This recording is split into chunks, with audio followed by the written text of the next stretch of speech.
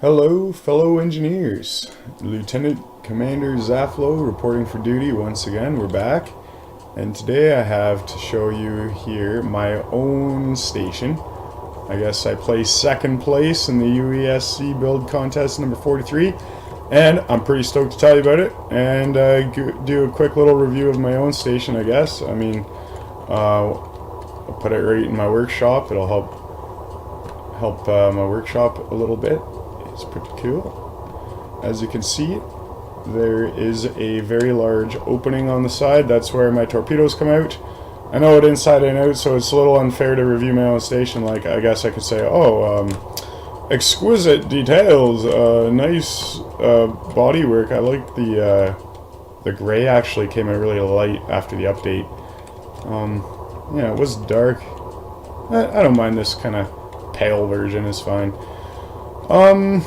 Yeah, so I guess I'll just do section by section real quick. The back is a factory, middle is the torpedo bay, the front is the bridge, and these little side wings have the, the cryo tubes, really, that's about it, really. Kind of ran out of blocks. There's a block limit. I think it was about 10,000, maybe 12,000 blocks or something. So, as you can see, it is pretty hollow, empty shell. Tucked even more warp drives in there. Don't ask. I just wanted it. I wanted it to go long range and be heavy armor. But to be honest, you probably won't be able to afford this in a survival game. I might be wrong. Maybe you can. But I mean, good luck. I mean, that's going to take you quite a coon's age to get. It's a lot of cobalt goes into this thing. I mean, to say the least. And I mean, I think there's 45 containers here. I'm not even sure. And that's filled with. I think I loaded it with enough components for. I'm not even sure how many volleys it was. I think in each container there's about enough for one missile. No, that can't be right. No, that's not right. There's less than that. It's probably you probably get like 10 shots kind of thing, if that. Anyway, this is a little known fact over here. This module is one of my blueprints that's not in the workshop because it kind of doesn't need to be. But this probably never got found. So I'll show this. This is my. Oh, I locked it because I'm smart like that. This is just my parking brake, as it were. My ion drive. This is what hangs my station in space. So, yeah, I know it's physically impossible and everything, and yeah, you can criticize it, but the parameters for the contest were to have the station not fly around like a ship. It's got to be a station, but then it also has to be a ship because it fires torpedoes, and just I think that has to do that to work like that, I'm pretty sure. So this thing can go about like 0.01 meters per second per second. It can't accelerate, basically. It just has a nerfed propulsion system, but they didn't say anything about jump drives, so I loaded her down with it. Anyway, that's enough of that. Over here we have the printer head, which is flying fodder. As you can tell, I've got about 6 pistons, exactly 6 pistons stacked here, and yeah, I put this structure here. I mean, it doesn't really serve a purpose. It holds the blinky lights, I guess. Anyway, out to the dark areas. Oh yeah, I guess I'm reviewing my ship, and I'll show the secrets. There's secrets in my ship, like here, the unfinished rooms with nothing, right? Okay, very good review so far. I'm really exciting you, I'm sure, with my empty corridors that I bet you didn't know were right above the bridge too. And I think there's more. But wait, there's more. No, there's rooms underneath the bridge, but actually, I think I sealed them off. So, without further ado, I'll give you the tour of the interior. This would be like a emergency docking, I suppose, because you wouldn't want to dock here, because this is where the weapons go. Especially don't dock on that. You'll see why. And the docking ports are external, so there's no real hanger here per se. I don't know. But as we go forward, we have the cryo tubes where all the astronauts would sleep for the interstellar travels.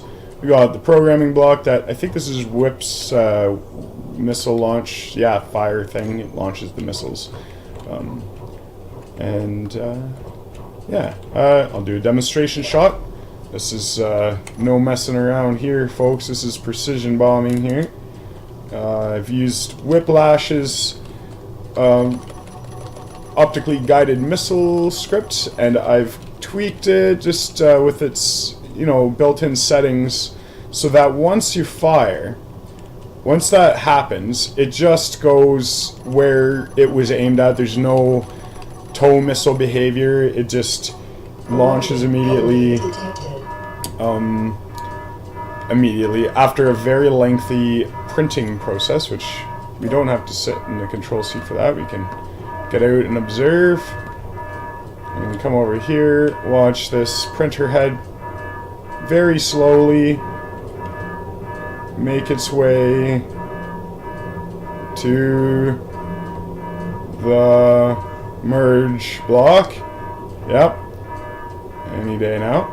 And the reason it's so slow is I had this about like 2 or 3 times faster, and I tell you, it would just bounce right through these windows. Like, that printer head would come flying out at like 300 times the speed of light or something, and just disintegrate like any heavy armor you think might protect you. And that's not it. There's other bugs with this. There's about a 20% chance this missile will successfully launch. I don't know why, but there's a glitch with it. Anyway, it's fueling up now. The connector's coming down. Yep, there it is. And that turns on. The ice. It's ice fueled, which is kind of a neat trick. There's no hydrogen tank. That's my there's bombs up front here, and there's Yep. There's a glitch. See, and I don't know why this happens, but sometimes it doesn't launch. So I'm in creative mode. I'm gonna pop that open. I'm gonna switch over, grab a welder quick. Sorry about this, but fair enough. For whatever reason, like I don't know why, but the programmable block won't print.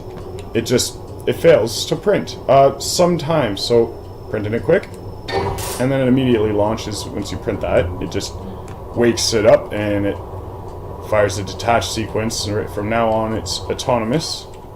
So that was an underwhelming launch, but we'll go ahead and hit the button again.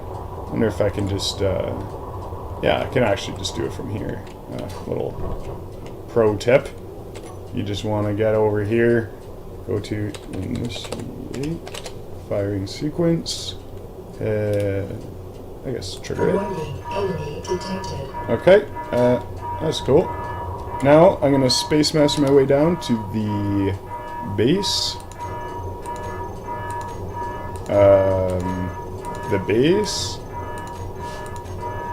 Yep, subgrids. There we go. Alright, now, inbound is... Oh, you can see a little twinkle in the sky. That would be an inbound projectile. Let's do this settings here. Bear with me. I should be doing this before. Okay. Alright, here it comes.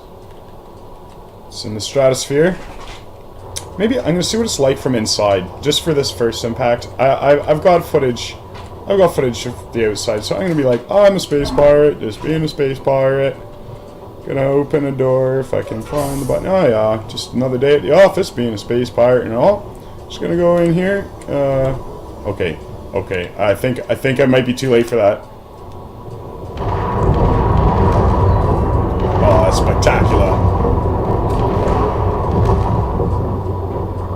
Right.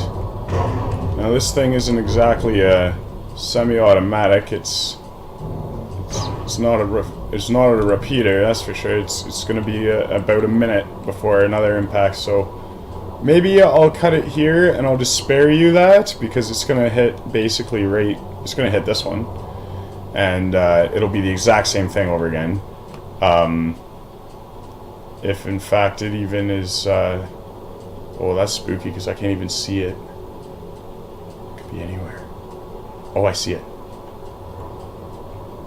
Oh God. Okay. Well, anyway, I'm gonna cut it right here because you get the idea. It makes a little bit of a hole there. Anyway, thanks again. This is Lieutenant Commander Zaflo signing off. Happy engineering, or whatever, and stuff, etc. As I...